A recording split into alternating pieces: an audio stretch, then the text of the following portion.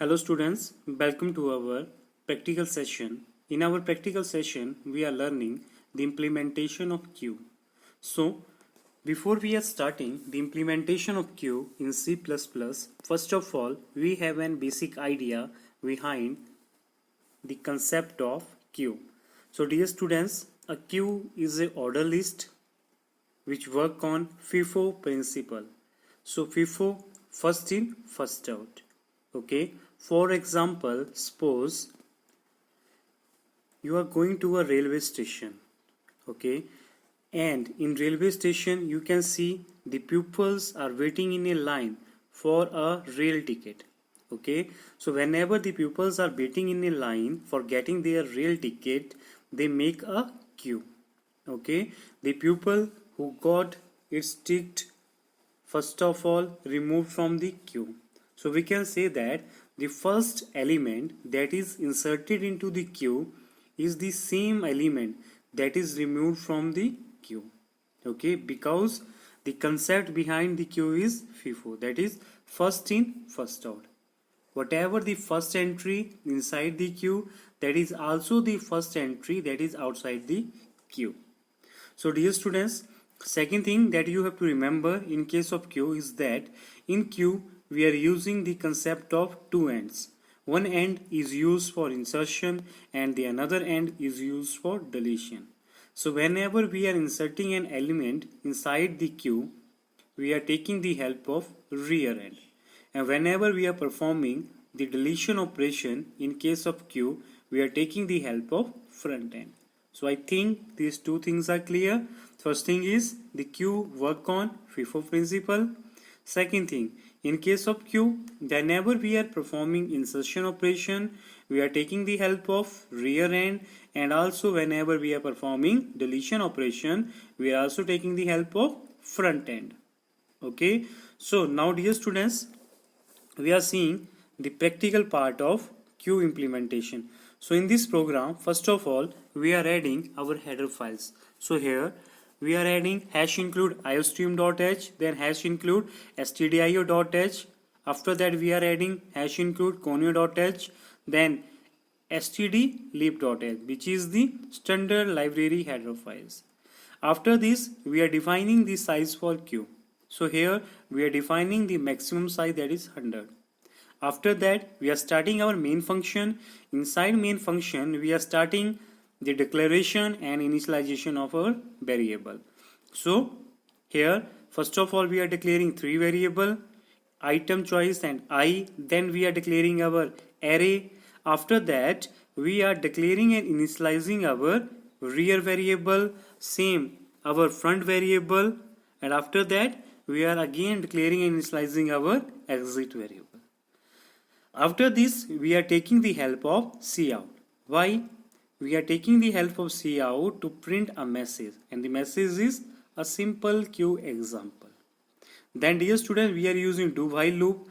In this do while loop, first of all, we are printing a message, then that message is regarding the queue main menu. Okay, after that, inside this main menu, we are printing the option, we are printing the choices. The choice 1 is used for insert operation, the choice 2 is used for remove operation, and the choice 3 is used for display operation. And if we are entering any number other than 1, 2, 3, it will exit from the loop. Okay, after that we are printing a message which is used for entering the choice. So with the help of cin, we are entering our choice. Okay, so after entering our choice, we are taking the help of switch statement. In switch statement, first of all, we have case 1 which is used for insert operation. In case 1, first of all, we are checking whether the rear is equal to max size, which means that our insertion pointer is at last location. If our insertion pointer is at last location, that means that our queue is full. Then in else part, if our queue is not full, then we are trying to insert an element inside the queue. This is our case 1, and the case 1 is for insertion. Similarly, we have our case 2. So, and the case 2 is for removal. Okay, so whenever we are entering the element with the help of case 1 and we want to remove this element, then we are taking the help of case 2. How? Dear students, whenever we are removing the element, first of all, we have to check whether the queue is empty or not. If the queue is empty, there is no element to delete, and we are trying to delete the element, then it will give queue underflow message. Okay, if there is no element inside the queue and we are trying to delete element from the queue, it will produce queue underflow message. Otherwise, if the queue is not empty and we are trying to remove the element from the queue, we are follow the procedure. Okay, so you have to remember, whenever we are removing the element from the queue, always we are focusing on front pointer. Okay, in case of removing, our front pointer is always increased. How? Now you can see our case 2. Here, in case 2, first of all we are checking the condition whether the queue is empty or not. Okay, so after checking if the queue is not empty, then we are trying to remove the elements from the queue, increasing the pointer front plus plus. Okay, and in case of case 3, we are using the case 3 for displaying. Okay, if we want to see whatever the element that we are inserting inside the queue or whatever the element that we are deleting from the queue, we are taking the help of display option. Okay, so this is our program for queue implementation. Now I am compiling my program to check whether there is any error or not. So after compiling, I can see there is no error. Then I am running my program. After running my program, it will ask enter your choice. Okay, so here I am adding clear screen function to clear the previous output. Now again I am compiling and running my program. After this, it will ask me what do you want, insert, remove or display. So first of all I want to insert. I am pressing 1. I am inserting value 100. It will show the 100 is placed at position 1. Again I want to insert 200. Press 1 and entering value. Again I want to enter 300. Press 1, 300.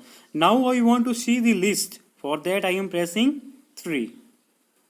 Now you can see 100 is stored at 0, 200 is 1, and 300 is stored at position 2. Now I want to remove. I can press 2. It remove 100. Then again I am pressing 2. Here you can see after pressing 3, the 100 is removed. Now I am pressing 2. It will remove 200. Again pressing 3, you can see only 300 remaining. Again pressing 2, you can see our queue is empty. Okay, the size of queue is 0. If I am trying to remove another element, it will print queue is empty. So dear students, this is our program for queue implementation. Okay, in this program we can learn how we are inserting 3 elements inside the queue, how we are removing 3 elements, and also we learn how we are displaying the element inside the queue. So this is our practical session where we are learning regarding the implementation of queue. So thank you for joining our today practical session.